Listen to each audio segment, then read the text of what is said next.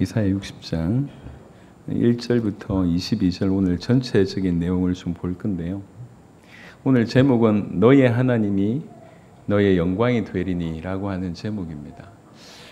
사실 이 하나님의 영광이 우리에게 피부로 다가오지 않은 경우들이 많습니다. 오늘의 제목 또한 그러리라 이렇게 생각하겠지만 사실은 그렇지 않고요. 우리 삶 전체로 움직일 수 있고 우리 삶 전체를 변화시킬 수 있는 부분들이 바로 이러한 부분입니다. 그래서 크게 몇 가지로 오늘 좀 살펴보겠는데 이사야 60장을 먼저 읽을 때에 하나님의 영광이 임하면 어떻게 되는가 이런 마음으로 먼저 한번 읽으시고 그 다음 제가 설명하도록 하겠습니다. 이사야 60장에 보니까 일어나라 빛을 발하라 이는 내 빛이 이르렀고 여호와의 영광이 내 위에 임하였음이니라.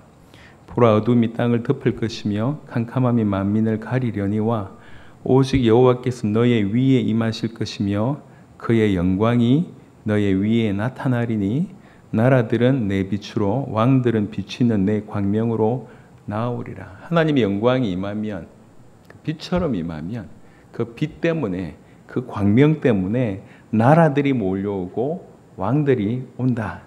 4절에 네 눈을 들어 사방을 보라.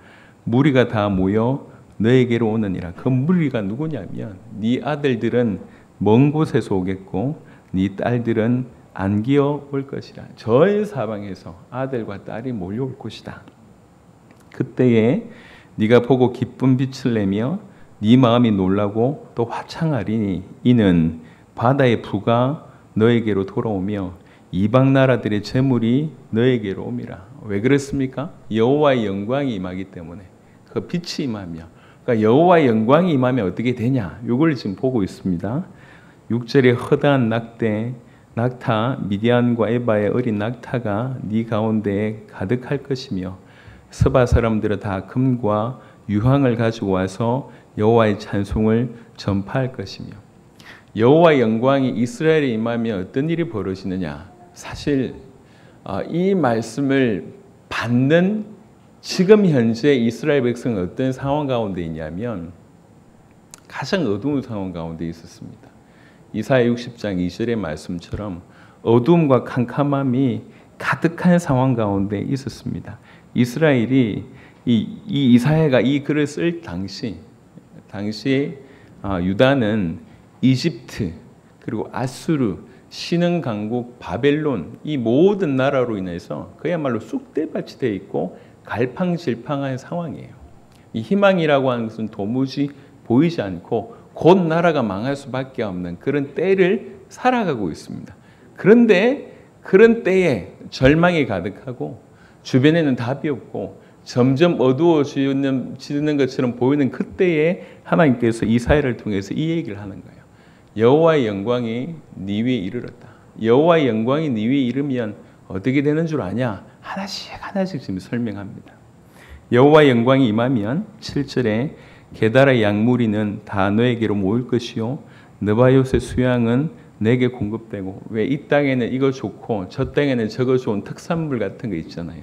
그러니까 남방에서 서방에서 여러 곳에서 좋은 것들이 몰려온다고 얘기하는 겁니다. 너에게 공급되고 내 제단에 올라 기꺼이 받음이 되리니 내가 내 영광의 집을 영화롭게 하리라. 저 구름같이 비둘기들이 그 보금자리로 날아가는 것 같이 날아오는 자들이 누구냐? 또 누가 날아온대요. 곧 섬들이 나를 앙망하고 다시서의 배들이 먼저 이르되 먼 곳에서 네 자손과 그들이 은금을 아울러 싣고 와서 네 하나님 여호와 이름에 드리려 하며 이스라엘의 거룩한 이에게 드리려 하는 자들이라. 이는 내가 너를 영화롭게 하였습니다. 하나님의 영광이 나타나니 하나님의 영광이 이스라엘에 나타나니 그 하나님의 영광 때문에 말로 다 할 수 없는 것들이 지금 몰려오고 있는 상황을 아주 디테일하게 쭉 설명합니다.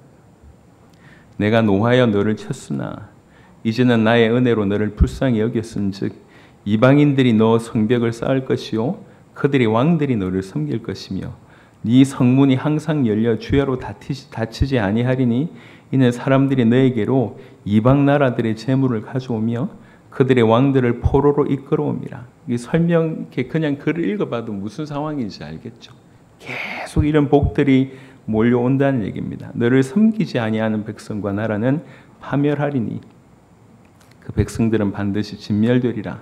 레바논의 영광 곧 잣나무와 소나무와 황량목이 함께 너에게 이르러 내 거룩한 곳을 아름답게 할 것이며 내가 나의 발둘 곳을 영화롭게 하리라 할 것이라. 너를 괴롭히던 자의 자손이 몸을 굽혀 너에게 나오며 너를 멸시하던 모든 자가 네 발 아래 엎드려 너를 일컬어 여호와의 성읍이라 이스라엘의 거룩한 이의 시온이라 하리라. 그냥 물질적인 축복을 넘어서서 모든 관계적인 부분들, 심지어 원수가 무릎 꿇는 일들까지 일어납니다. 언제요? 하나님의 영광이 임할 때, 하나님의 영광이 드러날 때.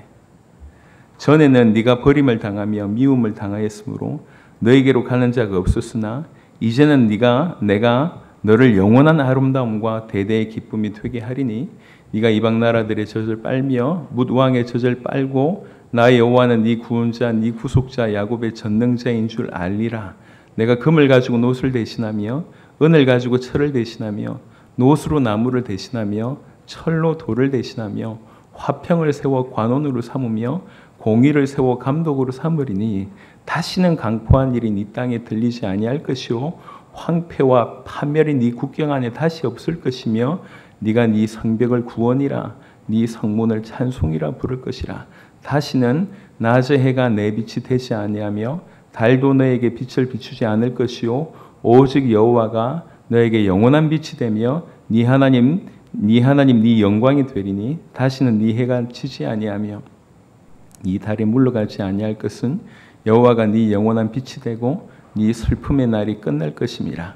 네 백성이 다 의롭게 되어 영원히 땅을 차지하리니 그들은 내가 심은 가지요 내가 손으로 만든 것으로서 나의 영광을 나타낼 것인즉 그 작은 자가 천명을 이루겠고 그 약한 자가 강국을 이룰 것이라.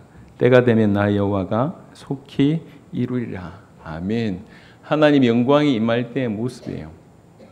이 본문은 여러 가지 의미가 있습니다. 1차적으로는 곧 이스라엘이 망하게 됩니다.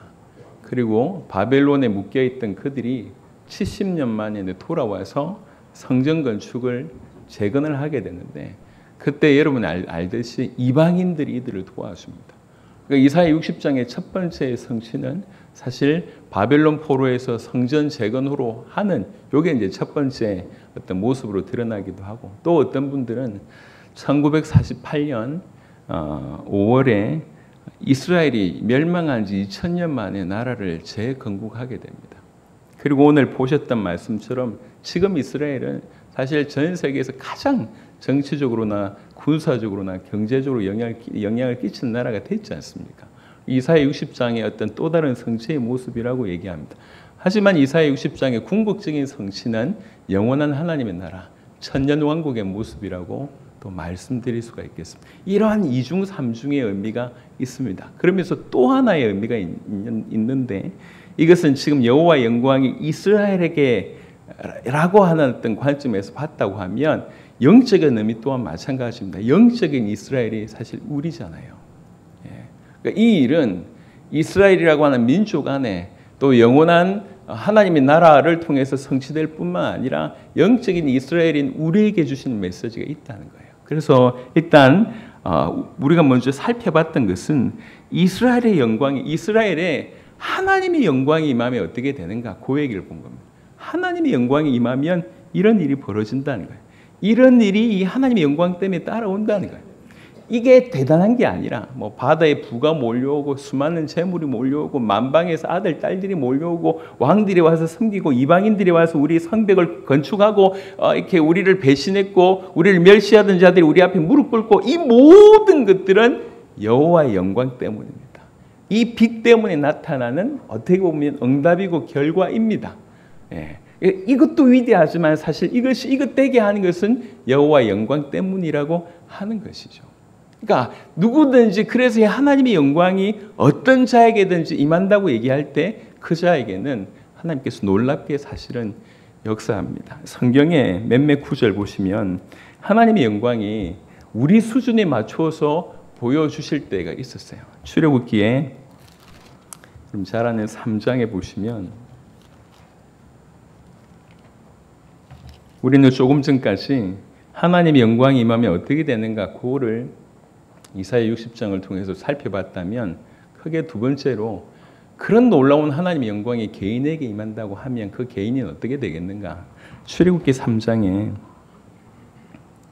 여러분 잘 아는 모세가 하나님을 만나는 그런 장면이 나오는데요. 3장 1절 2절에 보니까 모세가 그의 장인 미디안 제사장 이드로의 양떼를 치더니 그 떼를 광야 서쪽으로 인도하여 하나님의 산 호렙에 이름에 여호와의 사자가 떨기나무 가운데로부터 나오는 불꽃 안에서 그에게 나타나시니라. 그가 보니 떨기나무에 불이 붙었으나 그 떨기나무가 사라지지 아니하는지라. 떨기나무 불꽃 가운데 이렇게 나타나시는 거예요. 그냥 단순히 나무를 태우는 그런 종류의 불이 아니라고 하는 것을 나중에 알게 된 거죠. 하나님께서 하나님의 거룩함을, 하나님의 영광을 이렇게 드러내셨어요. 출애굽기 19장에도 또 다른 형태로 출애굽기 19장 9절입니다. 출애굽기 19장 9절 여호와께서 모세에게 이르시되 내가 빽빽한 구름 가운데서 너에게 임함은 내가 너와 말하는 것을 백성들이 듣게 하며 또한 너를 영영히 믿게 하려 함이니라. 모세가 백성의 말을 여호와께 하려였으므로. 16절에 보면 셋째 날 아침에 우레와 번개와 빽빽한 구름이 산 위에 있고 나팔 소리가 매우 크게 들리니 진중에 있는 모든 백성이 다 떨더라. 하나님의 영광을 경험한 자, 하나님의 영광 앞에 선 자, 하나님의 영광이 드러난 자, 이것이 하나님의 영광이라고 하는 것을 알아들은 자, 그 알아들은 자에게는 사실상 놀라운 일들로 그 인생을 하나님께서 사용하셨습니다. 그 대표적인 인물이 모세입니다. 또 대표적인 인물이 이사야 6장에 보면 우리가 잘 알던 그 그루터기 메시지 보면 하나님의 영광에 이사야가 사로잡히는 것을 우리가 보게 됩니다. 역대하 7장을 보겠습니다. 역대하 7장. 오늘은 메시지를 준비하면서 좀 소리를 지르고 싶었는데 소리를 지를 수 있는 힘이 지금 없습니다. 이렇게 몸 아래 있는지 몸 밖에 있는지 지금 구분이 안 될 정도의 상태라 좀 잔잔하게 말씀을 전해도 이해해 주시길 바랍니다. 역대하 7장 1절부터 3절 보겠습니다.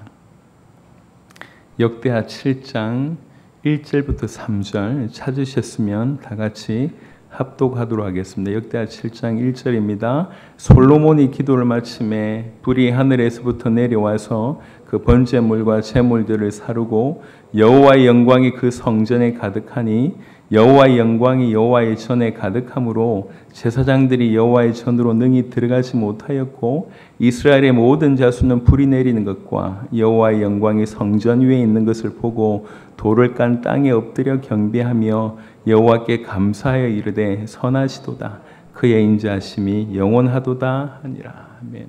다윗의 유언 같은 메시지를 받아들고 솔로몬은 드디어 이제 다윗 성전을 짓게 됩니다. 다윗이 얘기했던 그 성전, 솔로몬 성전을 짓게 됩니다. 그 성전 낙선식에서 하나님께서 당신의 영광을 드러내셨습니다. 그 영광을 목도하고 솔로몬뿐만 아니라 모든 이스라엘 백성들이 완전히 엎드리는 그런 일이 벌어진 거죠. 막연한 하나님이 아니라 누구를 위해서냐면 우리를 위해서 일부러 그렇게 드러내신 거예요. 하나님이 영광으로 이렇게 드러내니 그 하나님의 영광에 압도된 자들의 인생은 완전히 다른 인생이 되게 되었습니다. 에스겔 1장도 한번 잠시 보겠습니다. 에스겔 1장 4절 보겠습니다. 에스겔서 1장 4절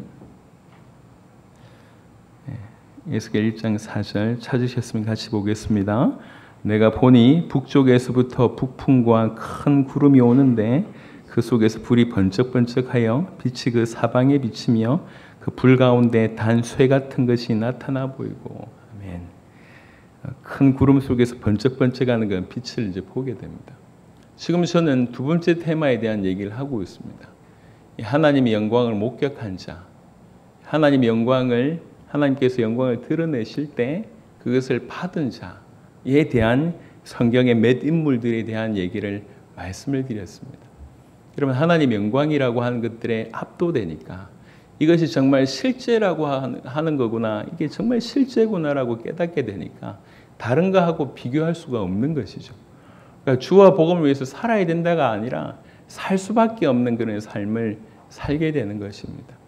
여러분, 이사야 60장을 통해서 여호와께서 영광으로 임하시면 나라와 왕들과 무리들이 나오고 딸들과 아들들이 사방으로부터 오고 바다의 부와 이방 나라의 재물이 우리에게 오고 낙타와 금과 유황이 몰려오고 자손과 이방인들의 은금들이 몰려오고 모든 원수된 자들이 엎드리는 일이 벌어집니다.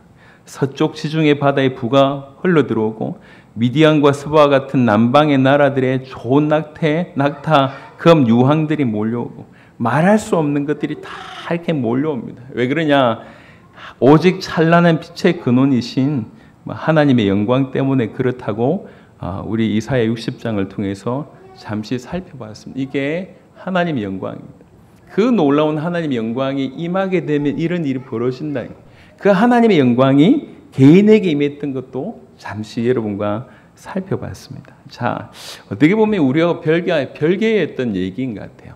하지만 이 근본적으로 기본적으로 이 배경을 깐 이유는 오늘 우리 주님이 우리에게 선포하신 중요한 메시지 때문에 그렇습니다. 하나님의 영광이 임하면 좋겠네. 하나님의 영광이 임해서 이러이러한 응답이 일어나면 좋겠네. 모세에게는 임해서 참 좋았겠다. 다윗에게는 임해서 좋았겠다. 솔로몬에게 임해서는 좋았겠다. 이럴 수 있는데 성경은 전혀 다른 선언을 우리에게 하고 있습니다. 오늘 읽었던 이사야 60장의 몇 구절을 보겠습니다. 먼저는 1절 보겠습니다. 이사야 60장 1절에 잘 한번 보시기 바랍니다. 일어나라, 빛을 발하라. 이는 내 빛이 이르렀고 여호와의 영광이 네 위에 임하였습니다. 후반에 보니까 2절 후반절에 오직 여호와께서 너의 위에 임하실 것이며 그의 영광이 내 위에 나타나니. 19절 보겠습니다. 오늘 제목은 이 구절에서 땄습니다. 이사야 60장 19절. 다시는 낮의 해가 너의 빛이 되지 아니하며 달도 너에게 빛을 비추지 않을 것이요 오직 여호와가 너에게 영원한 빛이 되며 네 하나님이 네 영광이 되리니 라고 되어 있습니다. 하나님의 영광이 나타나면 엄청난 일이 벌어지네. 하나님의 영광을 직접 본 자들은 엄청난 삶을 살았네. 여기에서 끝이 아니라는 거예요. 우리 주님은 그 얘기를 하려고 한 게 아닙니다. 우리와 그 영광이 어떤 관계에 있는지에 대한 얘기를 하고 있습니다. 성경은 뭐라고 얘기하고 있냐면 그 영광이 우리에게 임했다고 얘기합니다. 심지어는 하나님이 너의 영광이 된다고까지 설명합니다. 성경은 우리가 그분의 영광에 참여자가 되었다고 얘기하고 있습니다. 그분의 영광과 우리가 무관한 것이 아니라 우리를, 저 만물의 찢기 같은 우리를 그분의 영광에 참여자가 된 거예요. 이번에 올림픽에 저도 그 장면이 좀 감동스러웠는데요. 태국의 파이탁이라고 하는 여자 태권도 선수가 있어요. 네, 파니팍 이름이 좀 파니팍이라고 합니다. 여자 27살짜리인데 태국에서 올림픽 금메달 2연패를 한 거예요. 태국에서 유일한 사람. 이번에도 금메달을 따자마자 감독에게 가서 바로 큰 절로 하는, 그게 이제 영상에 크게 잡혔어요. 예, 한국인 감독인데 큰 절을 하는 거예요. 한국인 감독이 20년 전에 그 나라를 갔어요. 그래서 막 이렇게 재능 있는 선수를 찾는 중에 13살짜리 파니팍을 찾은 거예요. 이게 수도에서 10시간 이상 떨어진 곳에 살아요. 근데 너무 재능이 좋은 거야. 그래서 부모를 설득했어요. 그래서 얘를 내가 딸같이 키우겠습니다. 이래가지고 이제 수도에 와서 훈련을 시키는데 며칠 만에 돌아갔어요. 너무 힘들고 엄마 보고 싶어서. 그때가 13살이었대요. 다시 쫓아간 거예요. 그래서 부모를 설득하고 이 아이를 설득시켜서 데리고 와서 훈련시키는 거예요. 14년을 딸처럼 훈련을 시켰어요. 그러다가 2016년에 동메달을 땄대요. 그러고 나서 이제 너무 힘들어서 포기하려고 할 때 또 잡아준 거예요. 그래서 이번에 2연패, 지난번 올림픽, 이번 올림픽 하면서 금메달 2연패를 딴 거예요. 따자마자 이 모든 것은 감독님 때문입니다 라고 하는 표현으로 바로 달려와서 감독님 앞에 무릎 탁 꿇고 절하는 장면이 크게 사진에 실렸어요. 보면서 여러 생각을 하게 됐습니다. 대중들은 그 감독을 잘 모릅니다. 하지만 가장 태권도라고 하는 최고의 자리에, 전 세계에서 최고의 자리에 올라간 그 순간에 이거는 감독님 때문입니다라고 하면서 감독님과 영광을 나누는 그런 모습이 굉장히 짠하게, 찐하게 다가왔습니다. 우리가 느낄 수 있는 부분이잖아요. 오늘 성경에 우리 주님이 우리에게 얘기하시기를 우리가 그분의 영광과 상관없는 것이 아니라 사실 죄밖에 없는 인생이지 않습니까? 더러운 것밖에 없는 인생이고 우리 서로가 조금 친하게 지내도 민낯을 보게 되면 다 상처받을 수밖에 없는 것이 우리 모습들이잖아요. 근데 영원하신 하나님이라고 하는 그 거울 앞에서 우리는 얼마나 더럽겠냔 말이에요. 그럼에도 불구하고 우리를 포기하지 않으시고 우리에게 응답과 상급을 주는 것을 넘어서서 우리로 하여금 그 영광에 참여하는 자로 또 그 영광을 공유하는 자로 만드신다. 그 영광의 참여자로 우리를 만드셨습니다. 그분의 영광을 공유하고 있다고 하는 이 사실, 이거를 믿지 않거나 받아들이지 않는 것은 내가 내 같은 게 뭐라고 생각하는 것은 겸손이 아닙니다. 무지입니다. 신앙생활을 하면 할수록 이 복음을 알면 할수록 이 복음을 열방에 전하면 전할수록 정말 느끼는 바가 많습니다. 정말로 하나님은 크신 분이시구나. 경이로운 분이시구나.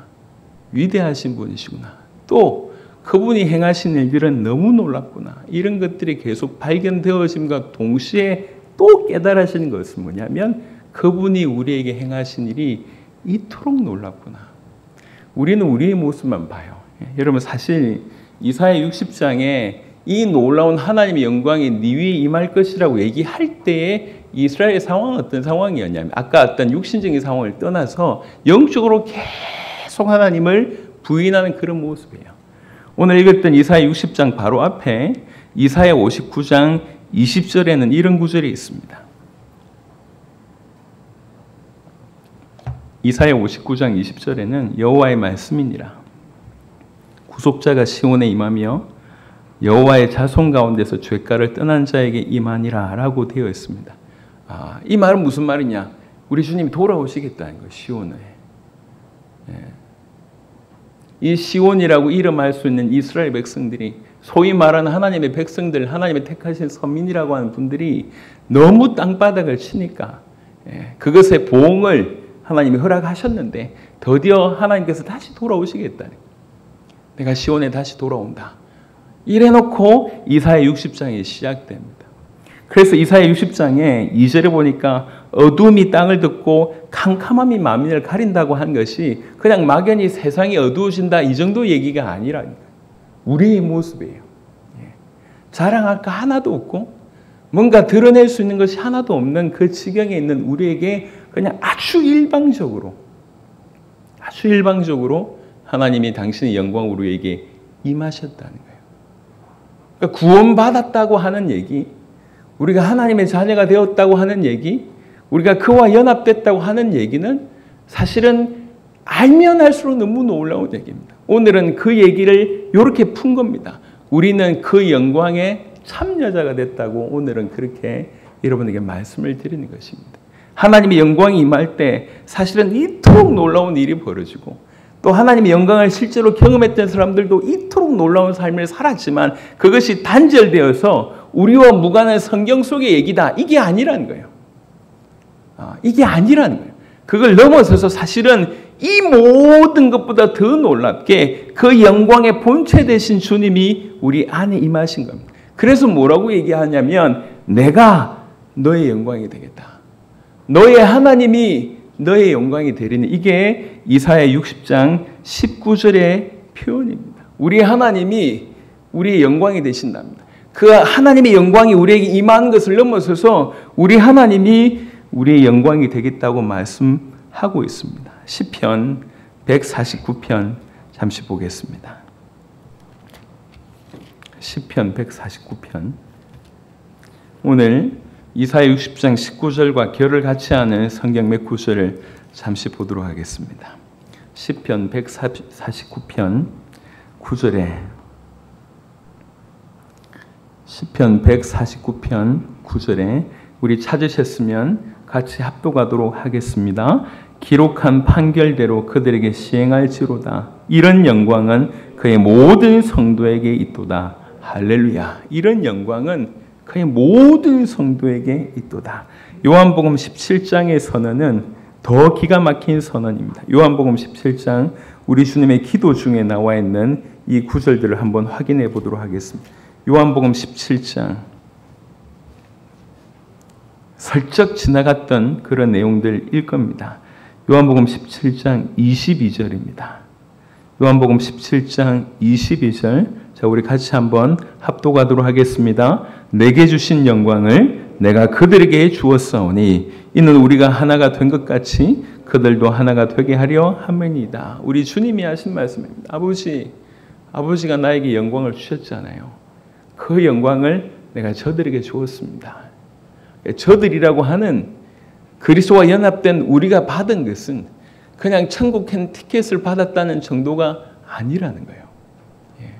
우리가 이 땅에서 잘해야 되고 훌륭하게 해야 되고 뭔가를 이뤄내야 되고 이것도 좋지만 사실 우리가 잘해서 하나님께서 우리를 선택하신 것이 아니에요. 진짜 중요한 건 뭐냐면 우리에게 이루어진 바에 대해서 이것이 얼마나 귀한 줄 알고 감사할 때에 비로소 우리 의지로 바꿀 수 없는 그런 모습이 우리에게서 드러난다는 것입니다.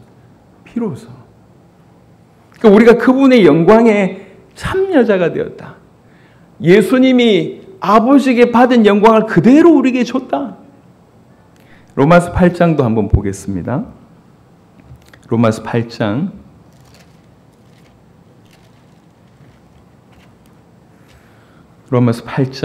우리 30절 한번 보시도록 하겠습니다. 로마서 8장 30절 로마서 8장 30절 같이 읽겠습니다. 또 미리 정하신 그들을 또한 부르시고 부르신 그들을 또한 의롭다 하시고 의롭다 하신 그들을 또한 영화롭게 하셨느니라. 영화롭게 하셨느니라. 이사야 59장 20절의 말씀처럼 이 하나님의 영광의 실상은 가장 어두울 때 임했습니다. 그것도 불가항력적으로 임했습니다. 천지창조의 기록을 우리가 알고 있는데 빛이 없는 캄캄한 바로 그때에 흑암과 혼돈과 공허가 있을 바로 그때에 하나님 빛이 있으라 말씀하셨습니다.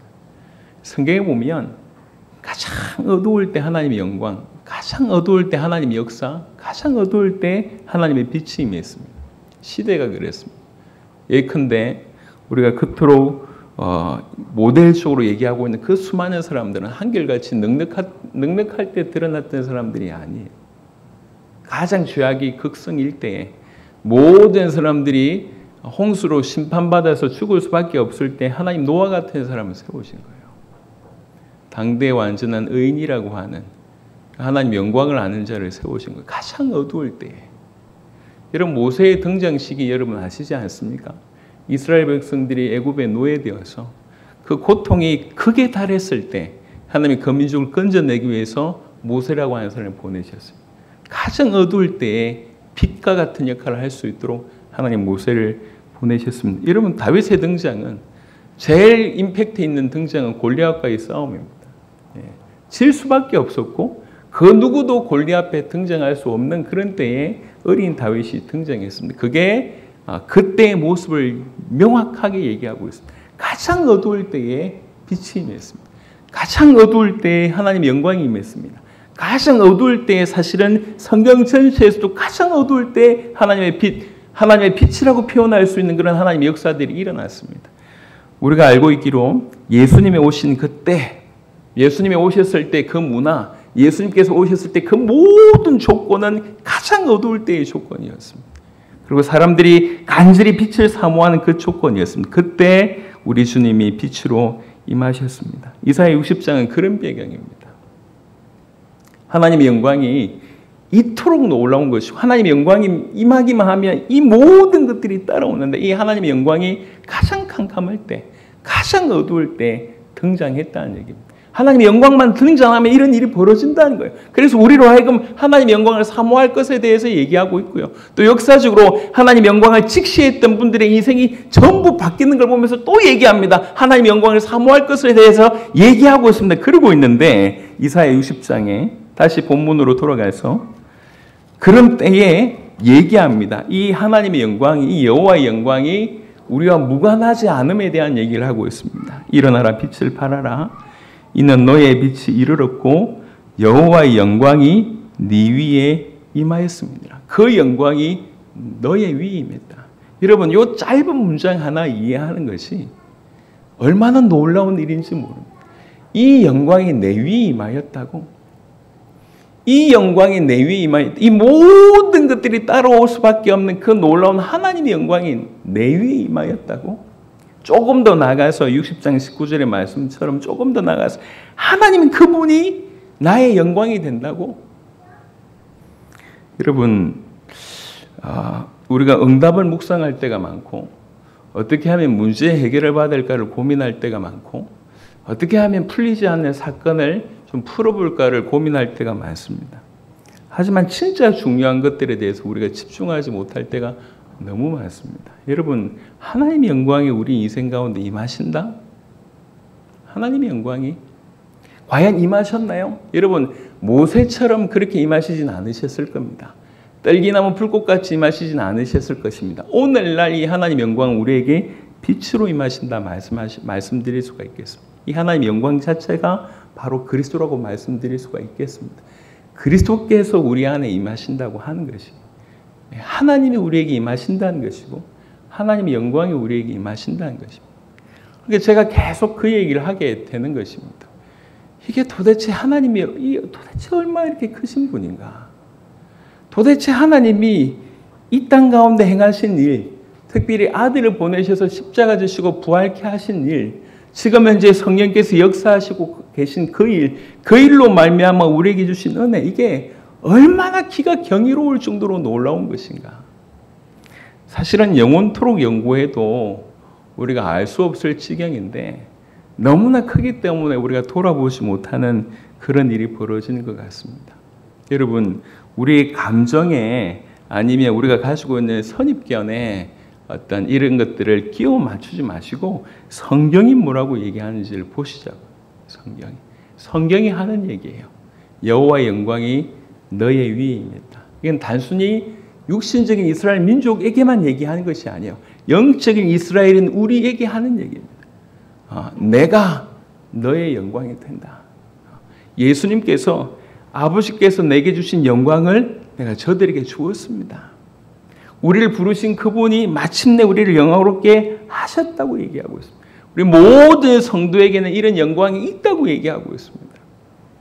여러분, 우리가 받은 은혜가 이렇습니다. 감히 하나님의 영광을 하나님과 공유할 수 있는 자, 하나님의 영광에 참여할 수 있는 그런 자, 그게 우리가 받은 은혜입니다. 지금 당장에 육신적으로 볼 때는 어려움이 가득가득 넘치고 이걸 어떻게 해결해야 될지 몰라서 발버둥치고 있지만 여호와의 영광이 임하였다고 하는 사실을 깨닫는 그 순간, 여러분 이렇게 깨달아질 때에 할 수 있는 행동이 60장 1절에 일어나서 빛을 발하라고 얘기를 하는 겁니다. 이 빛은 우리가 바라는 것이 아니잖아요. 우리는 그냥 반사체입니다. 여호와의 영광이 임하게 됐을 때 우리는 빛나는 존재가 됩니다. 여호와의 영광이 임했을 때 우리는 빛나는 존재가 됨과 동시에 이 빛을 다른 사람들에게 비로소 반사시킬 수 있는 그런 존재가 된 것입니다. 예. 우리에게 없는 것을 전하는 것이 아니에요. 우리에게 뭐가 임했는지를 정확하게 알고 임함으로 말미암아 우리가 어떤 존재인지 정확하게 깨닫고 이 빛을 반사시키는 역할들을 하게 된다고 하면 이런 놀라운 일이 일어날 것이다라고 이사야 60장은 명확하게 우리에게 말씀하고 있습니다. 어제 새벽 2시 비행기를 탔습니다. 늦은 밤에 비행기를 타기 전에 우리 성도들, 창원교회 성도들과 나눔을 하는 시간들을 가졌습니다. 그 나눔이 거의 눈물바다였습니다. 오늘 오후에 여러분들 보시게 되겠는데요. 너무 감사했습니다. 그러면서 참 적절하게 하나님께서 이들의 눈을 열어주신 것 같아요. 정충만 선교사님께서 그 쓰레기 마을에서 사역을 하는 그 얘기, 또 쓰레기 마을을 직접 우리가 방문하게 된 얘기, 쓰레기 마을에서 훈련받은 애들이 우리 앞에서 우리보다 훨씬 더 정확하게 성경의 복음을 쏟아내는 그런 모습들. 8강을 하러 올라갔던 젊은 그 현지 21살, 22살 되는 청년이 8강을 하러 올라가면서 그 짧은 시간에 1강부터 7강을 요약을 하고 8강을 전하는 거예요. 이게 그냥 잘 정리했다가 아니라 그냥 완전히 속에서 들어와서 전하는 거예요. 부모님들이 어릴 때 그 빈민촌에 살면서 부모님들이 이제 마약을 한 거예요. 마약 때문에 아버지는 늘 도망다니고 엄마도 잡혀 들어가고, 그래서 할머니하고 이 친구하고 이렇게 동생하고 이렇게 이제 그 쓰러져가는 집에서 이제 살고 있을 때입니다. 그러다가 이제 정충만 선교사님을 만난 거예요. 선교사님이 식사 한번 대접하겠다고 저기 저 패밀리 레스토랑 같은 데 갔어요. 그 이나살이라고 한 그 필리핀 있습니다. 고기 이렇게 치킨 한 조각하고, 거기는 이제 그 이나살이라고 하는 그 프랜차이즈를 처음 창업한 이 분이 어떤 마음으로 창업했냐면, 필리핀 사람들은 이렇게 배를 고른 일은 없도록 해야 되겠다. 그래서 그 안에 뭐가 있냐면 밥을 무제한 리필해주는 그게 판매가 되는 거예요. 돈을 얼마 주면 밥을 무제한 제공해 주는 거예요. 그래서 얘를 처음에 선교사님이 얘를 데려갔어요. 그래서 닭다리 하나 넣고 밥을 먹는데 밥을 5번인가 리필을 시키는 거예요. 닭다리 하나 가지고. 근데 이 닭다리 하나, 밥을 5번 먹는데 닭다리 하나를 다 안 먹고 아주 조금만 남기고 이걸 닭다리만 싸가는 거예요. 왜 싸가냐? 할머니 주려고. 요런 청년이었어요. 전혀 희망이 없는 부모님들이 왜 그리 마약을 많이 합니까? 슬픈 얘기예요. 이렇게 얘기하더라고요. 돈이 없어서 마약을 한대. 무슨 말입니까? 마약을 다 하고 나서, 다 고르고 나서 맨 마지막에 찌꺼기 요거를 한다는 거예요. 요거를 한다. 왜 하는데? 돈이 없어서. 그건 무슨 말입니까? 요거를, 이 마약을 하면 잠도 안 자고 배도 안 고프대요. 밥 사 먹을 돈이 없는데 밥보다 저렴한 요거 하나 먹으면 며칠 동안 밥 안 먹어도 되는 거예요. 그래서 마약을 한대요. 그런 상황이래요. 그러니까 이게 조금 지나면 이것 때문에 신장 난 망가지고, 그러니까 악순환의 악순환이에요. 거기에 한가운데 있던 청년입니다. 이런 청년들이, 이런 아이들이 코로나 때에 복음을 받은 거예요. 그래서 지금 조금 전에 말하는 그 청년이 한 교회를 맡고 있고, 그보다 또 한 친구가 있어요. 이 한 친구도 6강인가 5강, 4강인가를 했는데 너무 잘하는 거예요. 젊은 애가. 20살이 됐을까요? 네. 중학교 중퇴를 하고 집에서 이렇게 놀고 있을 때 정충만 선교사님이 코로나 때 쌀을 이렇게 가가오 나눠줬대요. 나눠주려니까 이 쌀이 무겁잖아요. 보통 한 80kg씩 나눠줬대요. 80kg를 저기 차에서 빈민가까지 들고 가야 돼. 그러니까 이제 선교사님 30kg 들고, 그때 이제 자녀들이 어린 나이였으니까 5kg씩 이렇게 들고 가도 부족하잖아요. 그때 이 청년의 엄마가 이거 보고 도와주다가 집에서 논팽이로 있는 얘 보고, 야, 목사님 좀 쌀 좀 들어드려. 이래가지고 쌀 들어 주러 왔다가 집집마다 나눠드리고 기도해주고 섬기는 모습을 보고 또 그가 전하는 메시지를 보고 이 논팽이가 바뀐 거예요. 그래서 지금 교회의 기둥이 되어 있습니다. 이런 모습들을 보는 거예요. 이런 모습. 돈을 주면 시간 지나면 그냥 다 없어진대요. 돈을 다 줘봤다는 거예요. 저들에게 진짜로 필요한 것은 돈이 아니라 올바로 복음이 들어가야지, 복음으로 말미암아 인생이 바뀌어야지 비로소 자립이 된다. 이게 지금 몇 년 동안에 그 안에서 자꾸 드러나고 있는 거예요. 더 감사한 것은 희망 없는 그 빈민촌에 살던 아이들이 지금 이 복음에 눈을 떠서 이 복음으로 필리핀 살리겠다 이렇게 나오는 거예요. 세부를 살리겠다 이렇게 나오는 거예요. 여전히 빈민촌에 살고 있습니다. 더 이상 빈민촌이 자기의 꿈, 하나님 주신 꿈을 제한할 수가 없는 거예요. 이 아이들을 통해서 변화되는 일들이 주변에 계속 일어나요. 그래서 뭐라고 얘기하고 있냐면 이 빈민촌에서 소문이 났어요.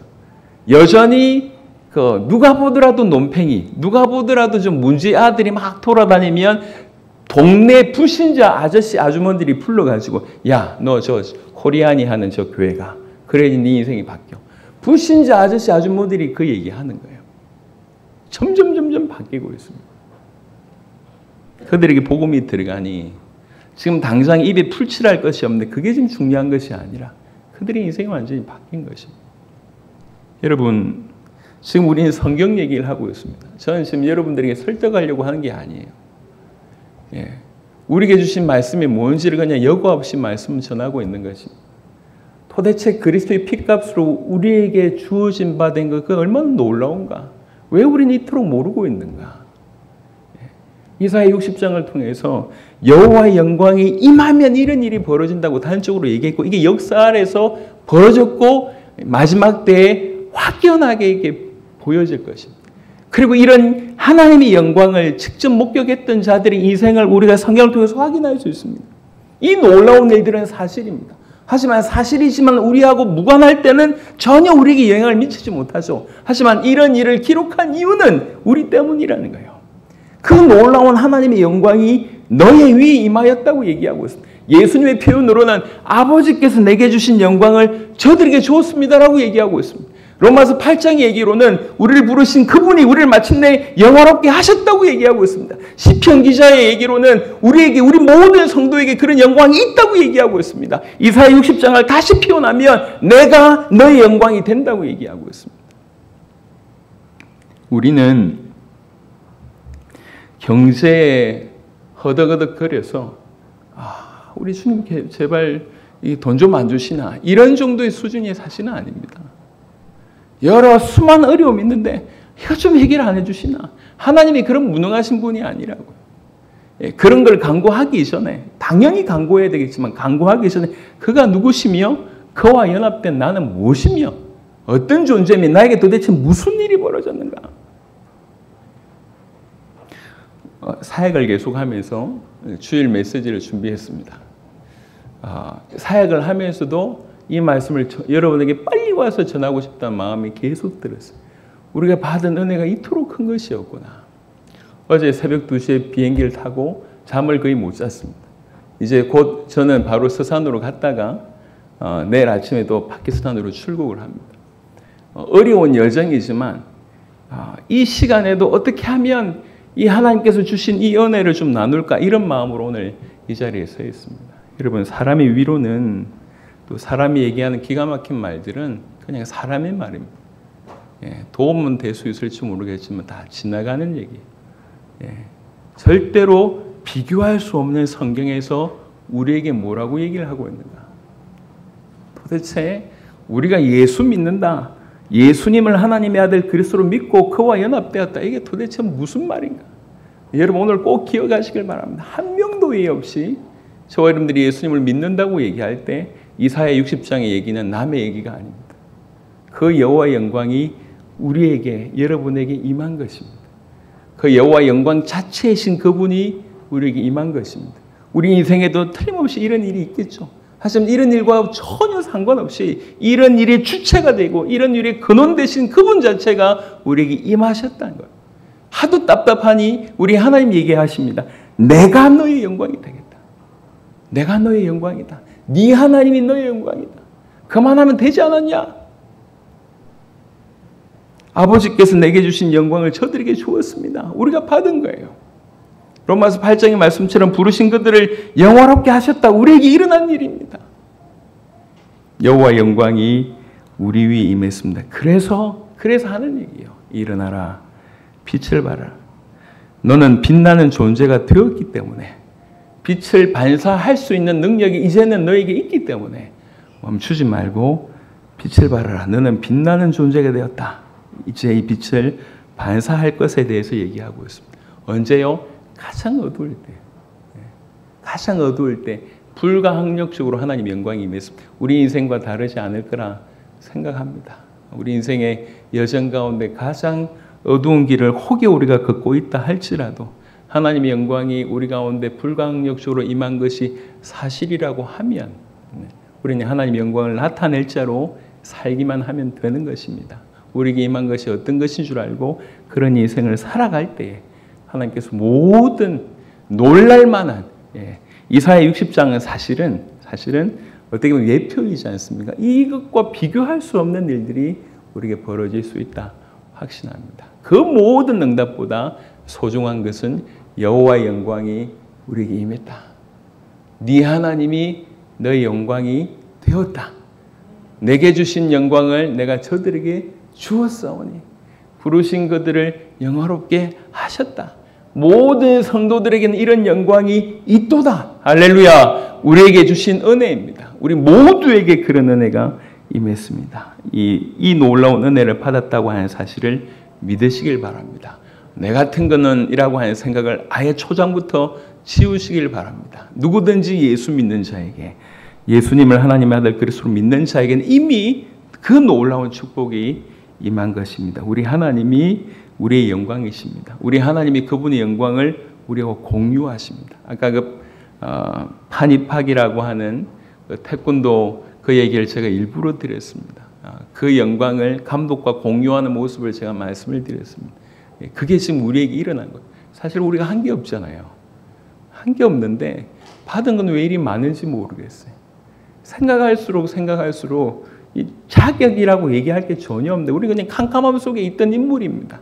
그냥 계속 땅굴 파고 있잖아요. 그럼에도 불구하고 일방적으로 하나님의 영광을 우리에게 쏟아 부어 주셨습니다. 오늘 여러분 하나님 말씀 자체로 큰 힘을 얻게 되기를 그리스도 예수 이름으로 축원합니다. 하나님 감사합니다. 여호와의 영광이 너의 위에 임하였다고 말씀해 주셨습니다.